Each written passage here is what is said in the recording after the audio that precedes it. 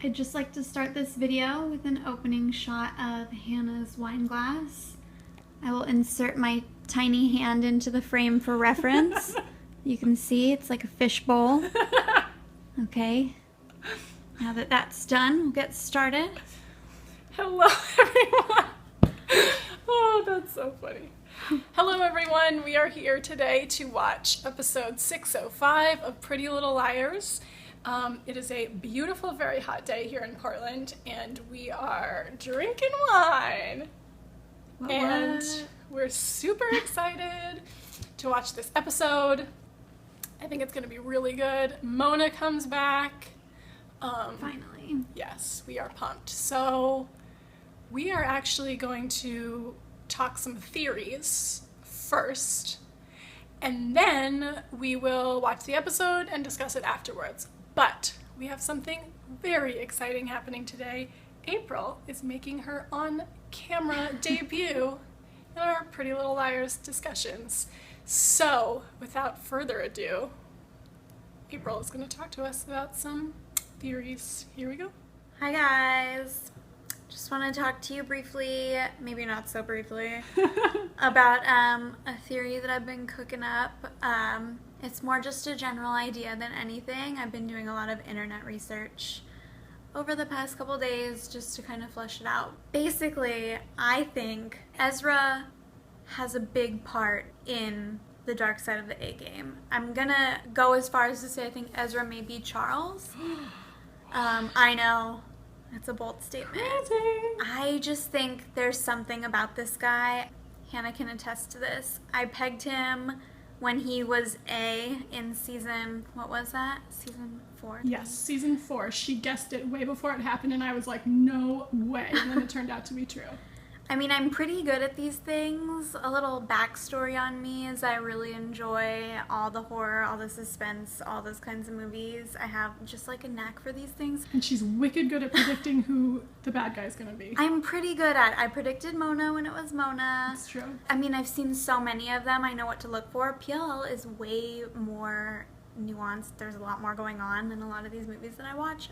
But I know these things to look for. So I feel like, above all, more than anything, why I think Ezra is involved is because he's just this very weird character. Especially right now, he has no real purpose. He's not Arya's boyfriend. He's kind of there, like, a little bit trying to get back with her. We're not really sure. Yeah. And then he like owns this weird coffee shop where the high school students hang out all day every day, and they also are like a full bookstore, and he wears flannel shirts now, and it's just like very weird. But that's like all he does. His character has evolved into just this strange being. Like if you look at him in the first couple seasons and now, it's like, where is the show going with this character basically? Like, why is he there? I agree, and I feel like he keeps just trying to insert himself back into it and like pumping them for information and stuff, and it's like, this has nothing to do with you. Right. I mean, that's how I pegged Mona when it was Mona. It was kind of like, why is Mona there unless she has something to do with this? Yes, she's Hannah's friend, but other than that, she serves no real purpose unless she's something more. And then when Ezra turned out to be A, that season his son came into town, or something weird was going on with Ezra that season where he and Arya had broken up. He had no real purpose to being on the show, and he got sort of darker. His character took this weird dark turn. The other boyfriends are kind of like, Toby's this bumbling cop and Caleb's this protector, but like, why is Ezra there? And just based on his weird eyes alone that are always like bugged out, I'm like, there's something weird going on. He's always with got this a weird look in his face. Like if you look at some of the screenshots from the show, he'll just be like in the background of some scenes, just like making this grimacing face. It's like very weird. Totally. And it's like he's old and he's hanging out with all these high school students, and it's like, it's just weird. I took a few notes. Okay, let's hear what you got. So, something I read recently, people were theorizing that this person was A, but wait a minute, he was here when A should have been here, and she said there's no reason why A couldn't be in one place and have eyes in another place, something to that effect. Okay. So, I think one of the reasons that we kind of ruled Ezra out was because he was with the other bed buddies, Yes. At the same time that we were seeing A in A's lair, kind of watching the girls. So I don't think that anyone should be so quick to judge, like, well, that person's not A because we saw them here when A was here. Yeah. So that's one thing. Oh, another little random tidbit that I had seen a while ago. One of the producers, or maybe a writer, tweeted a picture of a sled and said that it was a big clue. And then the sled was in Ezra's cabin. Ooh. So that was a little weird.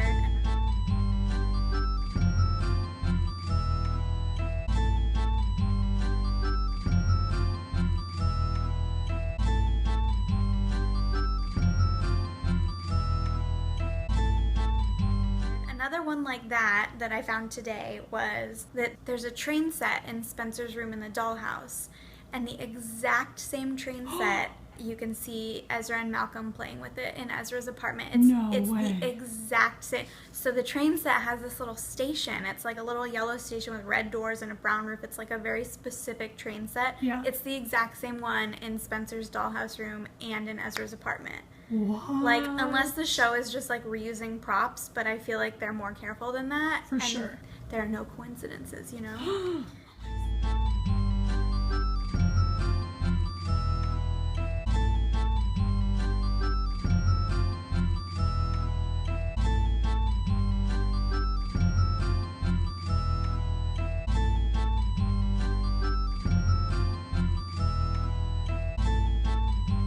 Another weird thing about Ezra, I feel like this kind of ties into a lot of the things I want to say about him.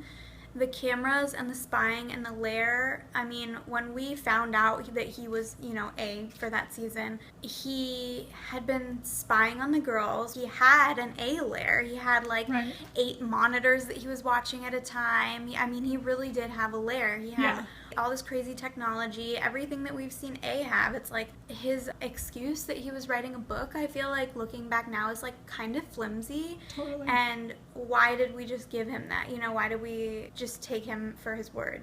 Yeah. Why, like, he said, oh no, I was writing a book, and we were like, oh, okay, he was writing a book, he's not A. Like, right. And I feel like the way that Ezra is kind of obsessed with Arya, if it was true that he was writing a book, wouldn't at some point he have been like, okay, this has gotten to the point where I can't just sit by. I have to do something about it. Mm-hmm. You'd think that he would have stepped in and tried to help them. Yeah. Unless he was really the person behind it. Writing a book about these girls is one thing, but to go to such lengths, like with all his cameras and his spying, and I mean, I was looking up clips today, and he's like rifling through all these secretive photos that he's taken of the girls while he's spying on them. It's like he really went to extreme lengths to gather his material for writing this book, and then, like I said, it's like he explained it away, and everyone, including like the audience, was kind of like, oh, okay, he was writing a book. Ezra's not A, you know? So that's like a pretty big red flag. He's the only character on the show that we've actually seen with our own eyes using the kind of equipment and technology that we know A uses. True. I also feel like his financial situation is a little bit weird. Mm-hmm. I mean, he grew up rich, I guess. I feel like we don't know that much about his family history other than his parents were wealthy. He has that younger brother. Right. But he had all that money in the sock drawer, but then like 2 days before that, he was poor and couldn't afford groceries. I mean, I feel like his financial situation and his family history is a little bit odd. Yeah. And if his family owns something like a theater that he has access to in New York, what else does he have access to? And I look at a lot of these things as like, what is the point of that? Like any new storyline, any new character, any new whatever, like there's usually a point to it. Like, why did they bring his rich family into play but only tell us that much? Like the theater that they owned, like why was that even a thing? Other than just to create drama with Arya, I'm not sure. There was a point. Yeah, I feel like there's something more there.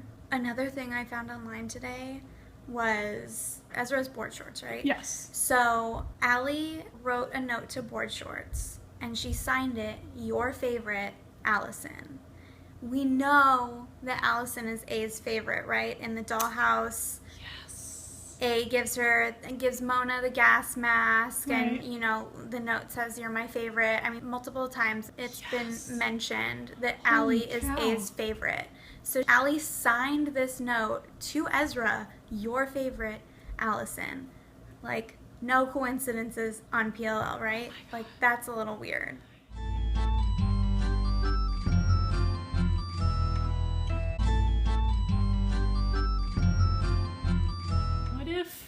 Ezra just became obsessed with Allison, and all this has been, like, to get her back.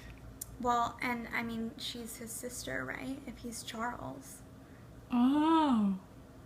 Or in his research, he came across who Charles was. And he's taking on his identity, maybe? Yeah, or just, like, using that as a way to get to Allison. Yeah. Oh my god, that would be crazy if Ezra was Charles. I'm hoping. Okay, also, he had that conversation with Mona before we found out that he was A. And Mona's kind of like taunting him a little bit. She kind of has the upper hand at first and she feels like she's getting to him. And then Ezra just like stone-faced goes, "Fear is a great motivator in Rosewood," or says something like that. And then, you know, it kind of switches just like that and the camera goes to Mona and she just like is kind of like a little bit frightened and taken aback. People thinking I'm one thing when I know I'm something else. But you know all about that sort of thing. What makes you say that? It's just a feeling. Maybe it's the books you have us read. All the masks and secret identities. That reading list is very revealing, if you know what to look for. And what are you looking for, Mona? What did the Count of Monte Cristo want? Do you think you're entitled to that much revenge? You're in that school every day. You've seen what's happened to me. And I know about some of the things you've made happen to others. He who is without sin, Mr. Fitz. Let me tell you what I've learned about Rosewood High. It's that fear is the #1 motivator, and I wish it was love of knowledge, but it's not. It's fear. Fear of failure, fear of being discovered, fear of liking the wrong person. You figured that out, and somewhere along the way, you dumped all that fear. And that's what makes you special. Special? Moi? But it also makes you vulnerable. See, fear can be a very good thing, Mona. It can keep you from underestimating people and keep you from making mistakes about how far you can push someone before they push back.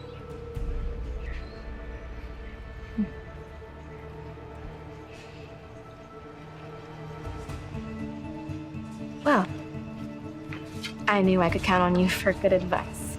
Well, feel free to talk to me anytime.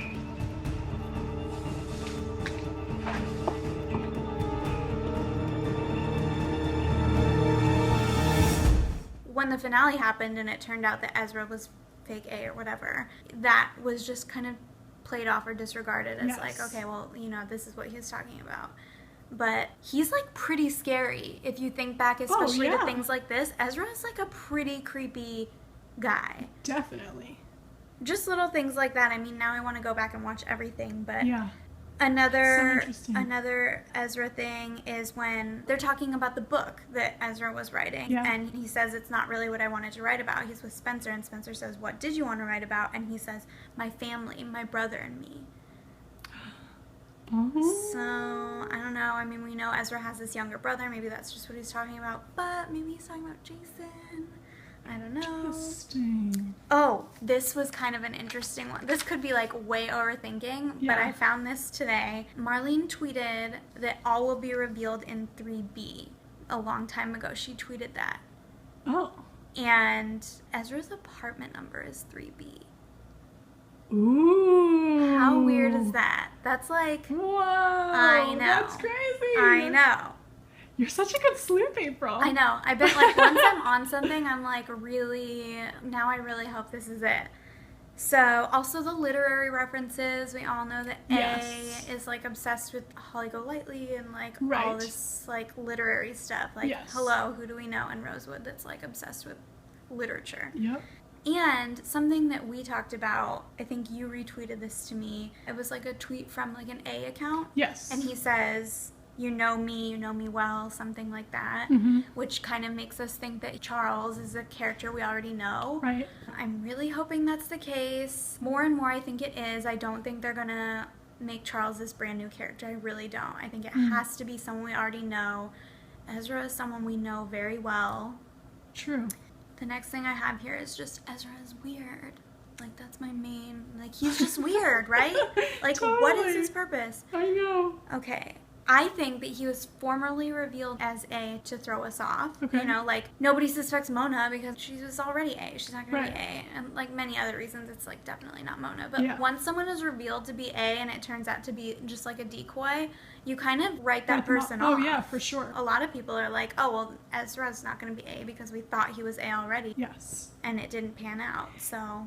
And I don't mean to step on your theory if you have more points, but this is just making me think that if it is Ezra, it's very possible that Arya is on the A team and they're doing that's this my together. next thing. Oh, it is? Okay. So, one of the things that Hanna and I love to talk about is the fact that Arya is 100% involved in this. No There's question. no way Arya is not involved in this. There are way too many Arya clues, which we'll go over sometime. We have to have a whole thing just for that. Yes. There is no way this girl, like, she is just as creepy as Ezra. Like, Totally.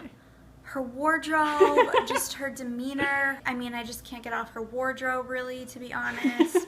She's just very weird, and there are so many clues, like, in every single episode, and there are so many Arya's A theories out there, and just, like, all the crazy, like, the black swan thing, and the mirror thing, and the split personality thing. Like, Arya has to be involved in this. I don't think Arya's Charles. No. But if Arya is gonna be involved, who better to be the Charles character or to be A than Ezra? They're very close. Yep. I don't know if they had been working together from the beginning. Maybe he was writing a book and then he, like, spilled all to her and she was like, hey, I want to be involved too. Yeah. I don't know. But maybe Ezra is Charles, and when we see the person in the black hoodie eating candy, like, that's when Arya's doing some stuff, you know?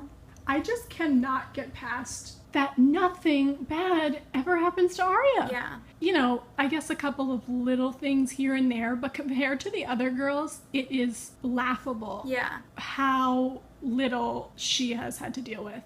And, I mean, I always go back to that line where she's like, A saved my relationship. And it's like, lucky you. Is your relationship. Right. I mean, it would make sense that Ezra or Arya or both of them together are A, because ridiculous things like that happen where the other girls, like, their significant others are getting murdered and Arya, well, maybe her boyfriend's A. Oh my god, it's so ridiculous. Yeah, I mean, I think if Arya is in no way involved, I'll just be very confused. Me too. I mean, and if she is in no way involved, then Marley needs to, like, explain herself. Oh, totally. It makes sense that someone that close to the girls or someone in that inner circle would be A. I mean, I understand A has, like, all this advanced technology and, like, is bugging things and watching things and everything, but how much easier is it for A when they're, like, involved in this group of people? If Arya's on the inside and Ezra knows them all almost just as well, like, that's why I think it's going to be someone we already know. It's easier for A if A is a person who already knows these girls and kind of, like, has that inside information a little bit already. Totally. Good researching, April.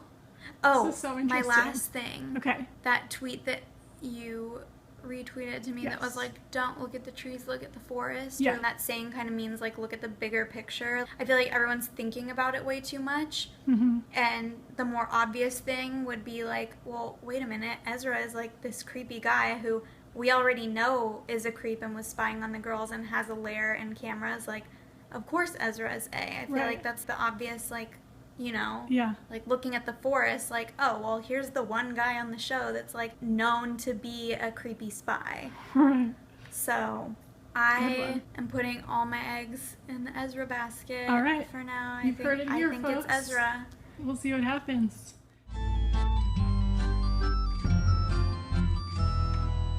He said, you will finally see A's face in episode 10. He was like, I promise you that. You'll look back and go, wow. So that right there, that's telling me that we know this person. Yeah. Because I'm not going to look back and go, wow, if I see A's face and it's someone that I've never seen before. Oh, totally. So I feel like that's a really big clue that this is someone that we know well. And, you know, we could go on about this all night, but we've sat there and we've narrowed down the characters. All the guys who are the same age, Ren, Jason, Ezra, whoever. I think it's Ezra. Okay, out of all those people. You've given some excellent evidence as to why it could be Ezra. What do you think his motive is. Okay, so I'm looking at this like Ezra is Charles. Oh, okay. How would you explain his other family? Well, my only thing is, I know that Charles was in Radley till he was like 16 or something, and that's when he supposedly hung himself. I don't know. I feel like maybe there's some explanation. Maybe he was adopted at an older age. I mean, did his family ever say that he was their birth son? Ezra's family? Yeah. I don't remember. That would be my one hang up, like his family, and if he was in Radley till he was 16, like how was he adopted by this family and like had a wealthy upbringing? Okay, so even if he is Charles, why torture them? I mean, I guess the same reason everyone else is saying, because Charles was like taken away. He's disturbed. He was taken away from his family. Allie got to live this kind of golden child life, and now he's torturing her and her friends. I don't know. I mean, I know that Marlene always says the important thing is the why. Yes. So I kind of do feel like the reason's got to be better than that, but I just don't have anything else. For now, I'm just like, it's Ezra. Yeah. So maybe Ezra isn't Charles. Like you said, maybe he stumbled upon this Charles thing and he assumed that identity. Right, because he was writing the book about Allison. Yeah. So it's possible that in doing research about Allison, he discovered Charles. I think that's very likely. Yeah. Huh. All right, cool. Excellent debut. Thank you. You're welcome. And let's eat some French fries. Oh. Yeah, baby. And then we'll watch, and then we'll talk. Bye, guys. Okay, so while we wait for the oven to preheat, we decided that we would talk about what we forgot to talk about last week, which is that at the very end of the episode, we see that put fucking trackers in all of the girls, which is crazy. And we know that they're trackers and not just like bugs on their houses, because we see that Emily's is blinking at the community pool. She was with Sarah. And that just blew my freaking mind. I mean, man, it is crazy. So I assume that those were implanted when the girls were in the dollhouse. But a question that I saw raised online that I think is an excellent question is, if the 4 girls have trackers, why doesn't Sarah have a tracker? Like, if he put the trackers in them while they were there, I mean, unless he just doesn't care about Sarah, like she really was just kind of like a throwaway placeholder. Mm-hmm. I think he planned on the girls getting out. I mean, like we've talked about, I think that A doesn't necessarily want to kill the girls. He just wants to kind of torture them. I think he had them in there. He tortured them. Like, we saw him basically, like, let them out of the dollhouse. I mean, he, you know. I mean, at that moment, he had to kind of make a decision. Like, do I go after Allison or do I try to keep the girls here? And neither of those ended up working. But I could not believe that when they showed that at the end of the episode. This show, it's like, it's so crazy that nothing should surprise me, but I keep getting like blown away, and that's one of the reasons why I love it so much. I also saw a lot online that some people were thinking that Spencer was covered in blood because A made her implant the trackers in the girls, but like, I'm not buying that, because she was like covered in blood, and the way that you put something like that in, it's like smaller than a grain of rice. Yeah, like how big are these trackers? Right, and you just like insert it under somebody's skin. You probably just need a Band-Aid over that. It's not rocket science surgery. And also, if Spencer was delirious enough or out of it enough that she didn't remember doing it, how would she have been able to actually do that little surgery on the girls? I don't think that that's what it was. And the girls don't have wounds that are healing. They would have come out of it and noticed that they had stitches, or if that much blood came out of them, you know, it would have been obvious to them. Yeah, I'm sticking by A, put fake blood on her to freak her out. Totally. And that the trackers were a separate thing. In fact, I wouldn't be surprised if that was when they were knocked out on those like slabs in that room that looked like a morgue. I'm guessing that that's probably when it happened. So yeah, that was totally crazy.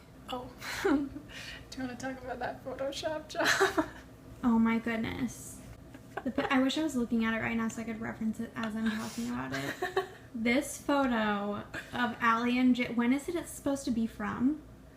Like how many years ago? I don't even know. Jason looks like he's in high school, but they both look like they're in high school. That's the problem. I'm kind of, in a weird way, obsessed with this photo.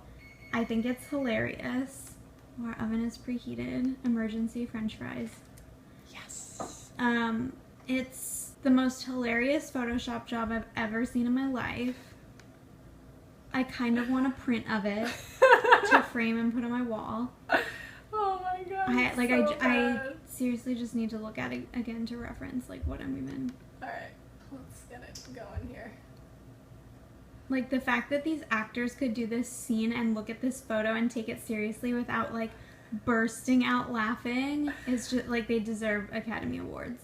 I mean, I don't understand how the person in charge of making that photo made it and the person in charge of approving it was like, yep, this'll do. This looks exactly All right, like. Here we go. Here we go. What you looking at? You were so innocent back Like, then. what is that? You know what it looks like? Those awkward family photos that you Yes. see like on Facebook Oh sometimes. my god. I mean, I will say. So bad. What? Oh. Sasha Petersa did look old for her age. Like, she filmed the pilot when she was like 12 or something. They took that photo of her like right before the scene was shot.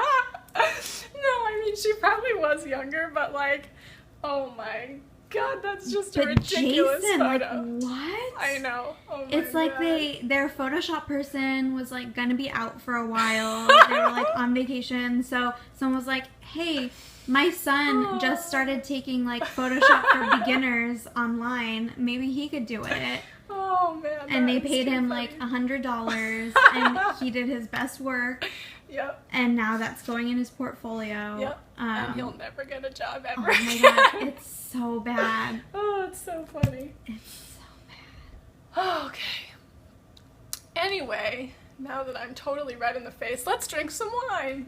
Yay. Um, Oh no, you're almost out. well, we can fix that. The wine glass has returned, and we are going to play our PLL drinking game. It Yes, will we are. recommence tonight. So basically, we drink when any of these things happen. The first one is when Emily makes this face. Which, brow. like, we don't have enough wine in the world. No, so. never. The brow furrow, the famous brow furrow. When Arya's accessories don't match her outfit. Again. Not enough wine in the world. They get a communication from A, and we have to drink twice if they read it in unison. A creepy older guy hits on one of the girls. That'll be easy. Now that we have Lorenzo Yep. as well, there are many creepy older guys Oh. on the show. So many to choose from. Hannah says something dumb and Spencer corrects her. So sad. I know. I hope that happens less and less frequently because Hannah is really stepping up her game these days. Showing her smarts. Yeah, she is. Hashtag Mr. Biscuit. Oh boy. If they lie or they tell someone to lie, if they don't go to class, which like, I think they've just given up on 100% school of at the this time. point, and the school's gonna graduate them to get rid of them, which like, I don't blame them, I probably would do that too. Oh, if they think that they hear or see someone, any like twigs snapping a foot away. And last but not least, if they are randomly, for no good reason, in the dark, literally, because they're figuratively in the dark all the time. Yeah, should be a fun night. We'll see how coherent we are when we get to our discussion of the episode. And now the oven's ready for French fries, so we're gonna do that, and then we'll watch, and we'll be back. Bye. All right, we got our French fries. Getting back to the episode. Yay! Yay. We just finished watching the 5th episode of the 6th season. Not my favorite. In fact, probably my least favorite so far this season. It was all right, but not great. Fine. Overall thoughts? April? Yeah, not my fave either. Probably my least fave. Nothing really happened. I mean, there was the thing with the mysterious little girl dancer in the beginning, and then they did get into Radley, and that was kind of interesting, and they found Charles's papers and, you know, whatever else they found down there. We did find out some interesting information in the end, but overall, I'm not too juiced on this episode. Agreed. I thought that opening scene with the girl from Dance Moms was by far the weirdest scene on this show so Totally. far. I mean, We know that Spencer's imagination is capable of some really weird shit, but like that topped everything. It was just like an interpretive dance in a gross, dirty room, basically. And then she found the sandals that said C. De Laurentiis. She asks Arya if Arya remembers that room from the dollhouse. But even from the first scene, I thought that was Radley. I didn't think that was the dollhouse. Totally. Yeah. You had a theory about the little girl. Would you like to share that? I think that the little girl was Spencer. Spencer on the phone with Arya, she described the little girl and said it looked like Allison. I didn't think that little girl looked like Allison at all. Me neither. I thought she was supposed to look like Spencer. They gave her the same long dark hair. Mm-hmm. I think that was Spencer having a memory or a flashback from long ago. I don't know if maybe she was in Radley when she was younger and doesn't remember it now. She's gone through a lot of crazy things in her life. Yeah. A lot of drugs. Mm-hmm. So that's what I took that as. I took that as Spencer was having this nightmare, sort of recalling something from her past. Okay.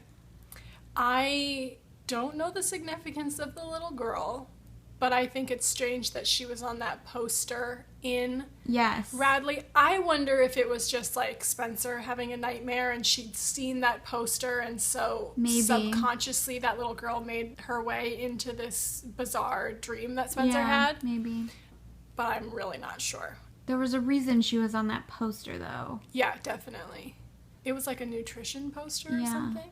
And then when Spencer is on the phone with Arya and she's like, crunch, crunch, crunch, and Arya's like, what are you eating? And I'm like, those are the crunchiest brownies I've ever heard. That was so funny. And then Spencer kind of offhandedly says something about being valedictorian.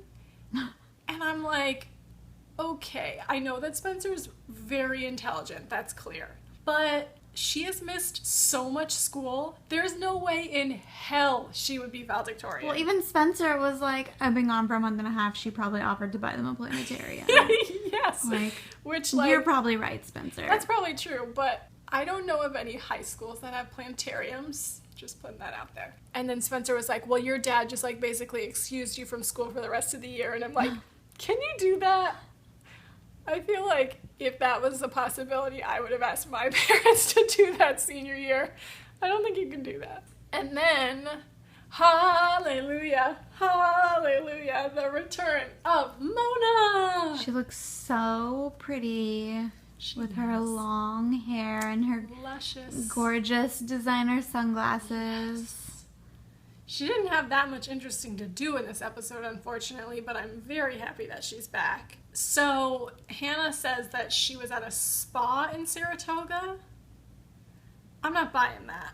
I don't know if that'll mean anything, but why would you drive like 3 hours to go to the spa? I'm sure that there's somewhere closer. And I don't think it's a coincidence that anytime something happens outside of Rosewood on this show, it's Saratoga. Like, definitely. Why not pick a town that's like 2 towns over instead of a state over that's a couple hours away? Yeah.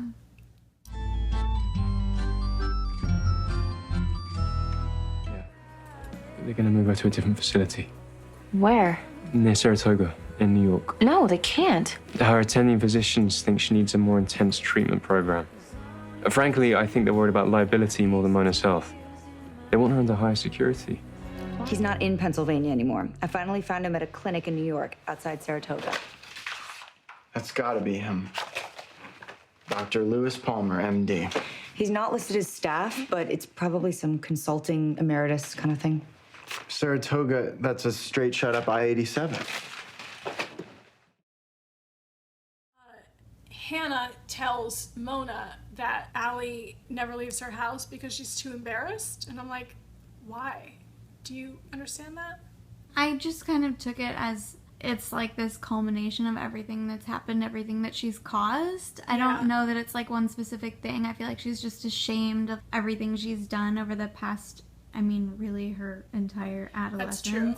And I guess that now that we're thinking that Charles is behind the torture, maybe she just feels so bad that her brother is the one causing all this. Yeah. Okay, I could see that. Jesus Christ. Sarah and Emily. Oh my God. I just can't even deal. Sarah and Emily. Oh, when Sarah's like, I'm gonna go home. And Emily's like, no, you can't do that. You have to stay here. I'm like, why don't you get emancipated? What? It's like, are you out of your goddamn mind, Emily? Who are you? Oh my How long have you God. known this girl and you're trying to convince her to get emancipated? And stay with you? Emily's Why? like being a little bit of a creep now. She is. I just like, I get that Sarah's mom is not a very nice person, and so Sarah doesn't really like being around her, but like at this point I really just don't understand why Emily is so invested in this. No, I don't understand if it's like something we're gonna find out later. Is this like something we're missing right now, and there's some other reason, or is it just like Emily needs something to do, so Sarah is her thing to, like, her project? Yeah, I feel like it's gone beyond just being concerned for her and trying to help her. It's like way too far. Yeah. It's so weird. Man, grumpy Mr. De Laurentiis is back with a vengeance. He was a dick in this episode. When Allie was basically like, those cops were insulting me, and he's like, deal with it. I'm like, that's a nice thing to say to your daughter. Ay. Speaking of not very nice people, whoa, Leslie's back. And she was a bitch. Good Lord. When she, like, laid into Mona at the brew, I was like, damn, girl. Poor Mona. Yeah, seriously, like, cut her some slack. I mean, I get that Leslie kind of feels, I guess, taken advantage of because she had Mona's back, and then it turned out that she lied in court and everything, but it's like, Mona didn't intentionally do that to her. She was legitimately kidnapped. Yeah. Also, like, no one is remembering that Mona was actually held hostage in a dungeon. Yeah, and it's not like she could have come out of the dollhouse to be like, hey, just kidding, guys. Yeah. Like, don't keep looking for me. I'm stuck here and I can't get out. Like, she didn't have a choice. So I get that she planned it, but it's not like afterwards she had the option to be like, I'm sorry, I made a mistake. She wasn't able to do that. So it's not like she intended for all this collateral damage afterwards to happen. And then Leslie was like, I believe in payback too. And I'm like, yikes. I loved when Spencer and Hanna were walking in the quad, and Hanna was like, unless you're texting me the answer to my question, you're rude. And I was like, yes, Hannah's girl, so preach. feisty. She is. I love it. She's so funny. Oh, and then Spencer just, like, pulls out her pot cookies in the middle of the quad at school and starts eating them. I'm like, girl, you could not be doing that. What are you doing? And then Aria and Clark are at the junkyard. Clark and Sarah need to just run off together. Yeah, I'm over it. And Clark's like, so you like dolls? And Aria's like, not really. It's just this new thing I'm trying. Embracing the creepy. And April was like, new? Yeah, like, come on, Arya. Since the pilot, really. Yes. If we're being honest. Oh my god, Aria. That is not new. And then Emily takes Sarah to go talk to Caleb so they can learn about how to get emancipated. Yeah. And then Emily says to Caleb that Caleb is emancipated. And I'm like, when did that happen? I mean, I guess that makes sense, right? Well, the last we heard of family stuff, he was living with that foster mom who was just, like, cashing the checks and not really taking care of him, and then Hanna, like, told her off. And we know that he's still in contact with his mom, but that was never a part of the storyline that he got emancipated. I mean, it's possible he has, and we just didn't know about it, but I thought that was weird that they just, like, threw that in there and we didn't know that. Do we think that Mr. De Laurentiis doesn't like Allie being with Lorenzo because he's just a jerk, or because he's racist, or, like, what's happening there? I feel like it could be both those things. Yeah.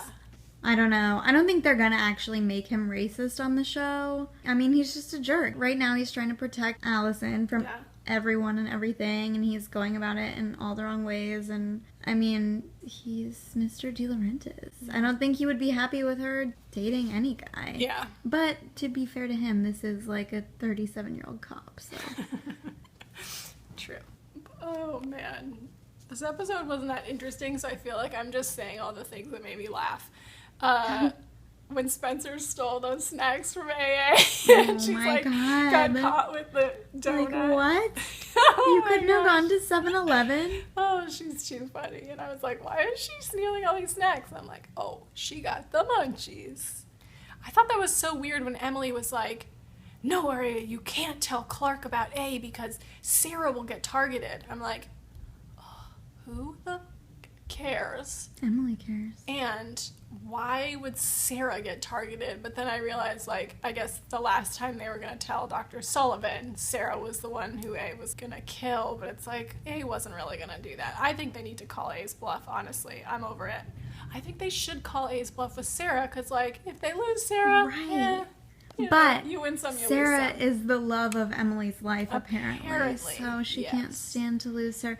But you're True. right. It's like, girls, look at A's track record. Has A really killed... Has A killed anyone? Well, Mrs. De Laurentiis, I think. Okay. Maybe. Maybe, maybe not. But, I mean, you're right. I don't know. I guess when you're in that situation, it's harder to, like, actually call bluff like that. But Yeah. it just seems like, okay, do what you want to do with Sarah. Yeah. Like, we've only known her for, what, a couple weeks? I know. I mean, I feel like Hanna kind of has the same attitude that we do. Yeah, She's like, totally. who is this girl? Yeah. I don't care. I love it. And then we got hashtag creepy dancer, one of our awesomely literal hashtags. I want to know who writes these. Me too. That was definitely a creepy dancer. Spencer Yeah. and Mona have that conversation in the driveway, and Spencer asks her about the girl dancing in the room with the tubs. And then right before they cut to commercial, we get the shot of Mona like, so it's like clearly she either remembers that from the dollhouse or from Radley, but like we had predicted, it was Radley. Oh, tattoos. Really? Oh my god. Emily, how dumb are you? God. And that tattoo. And these, oh my they're god, Sarah's so tattoo. bad. It was like a prison tattoo. Oh, geez, and it was like right in the middle of her back. Like, who gets a tattoo there? It looked like somebody had done it with like a ballpoint pen. Oh, totally. Wait, can we talk about what the tattoo artist said to Emily, though, regarding placement? Yes. Well, Emily like pulls back her hair and then she's like, it's really tender. Because she wanted to put it somewhere that her mom wouldn't see. So naturally, like, the side of her neck would be the proper So choice. ridiculous. So we're thinking that her neck was probably tender because that's where the tracking device was implanted. But then the tattoo artist is like, how about somewhere closer to the fine china? And I'm like, is that what the kids are calling it these days? We had to rewind it and listen again. The fine china. Oh my god, that is too much. Also, like, for the tattoo artist to be like, oh, okay, her neck is tender, like, the very next place I'm gonna go is, like, close to her vagina. Like, I can't suggest, like, her ankle or something. Oh, that is too much. It's actually good china I'm seeing here in my notes, but Sorry. it still stands. I like fine china better, Me actually. too. Okay, so when Spencer and Hanna are in that creepy bathtub room in Radley, they're looking for files, and Hanna says, how come they don't have a file from 6 years ago? Let's break this down for a second. So, according to the story, Charles committed suicide when he was 16. That was 6 years ago. That would make him 22 right now. Jason is 15 months younger than Charles, which would make him currently like 20. I'm not buying that timeline because Jason and Melissa and Ian and Garrett and all them graduated the same year. And Melissa is in grad school right now, which means that they have to be at least 22 because she has to have had finished college. So that should make them like 24, not 20. Yeah. So either Hannah's just estimating the time that's passed incorrectly, or the continuity person on this show needs to get their stuff in order. So they discover that Charles donated his organs, which is supposed to make us believe that he really is dead, but as you pointed out. Yeah, I mean, A does what A does. We've seen A plant things inside Hannah's teeth. Very true. So I feel like if A wanted to forge some documents, A could forge some documents. Because, Totally. I mean, we're discussing this because of the whole Charles is A thing. I mean, we've been told by Marlene that Charles is A. So Right. if we're not supposed to believe that Charles is dead, why is Marlene lying to us? Well, she insists Charles is A. So I feel like we're supposed to believe that Charles is not dead. So Yeah. that's kind of how to explain it, I guess. Yeah, agreed. He's either dead and somebody has assumed his identity, or he's alive. And I think he's alive, because if she keeps saying Charles is A, I think he's alive still. I wouldn't put anything past him at this point, so what would stop him from, forging his medical chart or whatever? Yeah, if he wants people to believe he's dead, he's gonna go to A lengths to, seem dead. Definitely. And then we see the boobs and the black hoodie. Mm-hmm. So we're all jumping on the A as a girl bandwagon. I mean, not us, the girls are. No. They just love them a red herring. And Arya sends that text, A is a girl, question mark, question mark, question mark? I'm not buying it. Who do you think that is following them in the hoodie? I thought maybe Leslie, Yeah. maybe someone who is following them to watch them or to spy on them, but not A. Maybe it's like, one of those misleading things where it's like someone in a black hoodie who's watching them, but it has nothing to do with working for or with A. Yeah. I feel like the real A at this point has much bigger fish to fry and is like fucking tracking them through devices in their bodies. Like, they don't need to be traipsing around a junkyard following them. That's not the real A. Yeah. And then we get, this I feel like was the major reveal of the episode, that Leslie was at Radley with Mona. That's how they knew each other. And she was there long enough that she would have been there at the same time as Charles. And that she was Bethany's roommate. That was a big piece of information that we learned. She's connected to a lot more people than we thought. Yeah, definitely.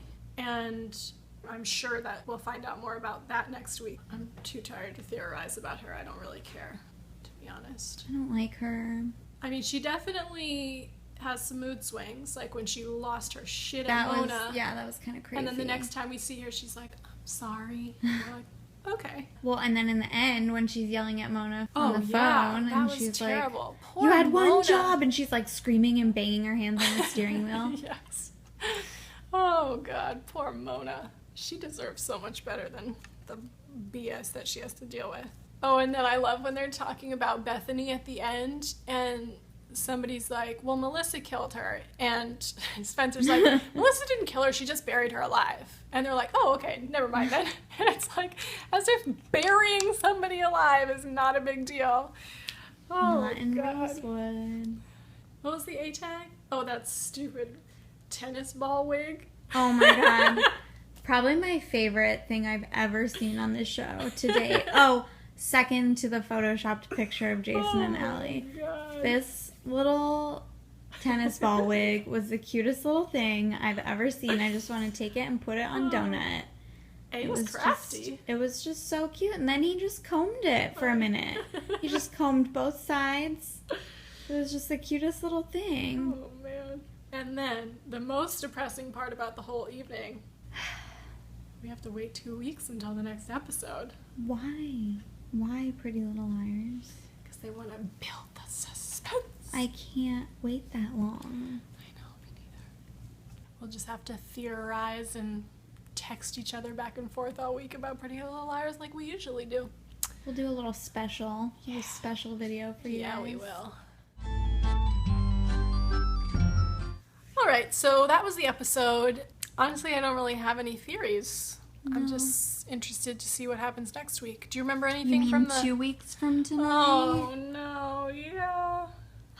Do you remember anything from the promo for the following episode? I remember Sarah has like a gash on her forehead. Oh, right. So maybe someone's about to off that bitch. Oh, and then it looks like Spencer discovers that they have tracking devices. Oh, yes. So that'll be good. Yes. Spencer would be the one to discover that, too. Of course. All right, well, I'd give this episode 3 out of 5 stars. Not bad, but not my favorite. Looking forward to the next one. We'll think up something fun to do for next week. while we anxiously await the next episode. And with that, we say, unless you have any last words, April. Any last thoughts? No, I don't think so. All right, then we'll just say good night and see you next week. Bye. Bye. Hey guys, thanks for watching. We hope you liked the video. Leave a comment with your theories or any thoughts on our theories. Give the video a thumbs up if you liked it, and subscribe for new videos every week. It's just so gruesome in a really good way.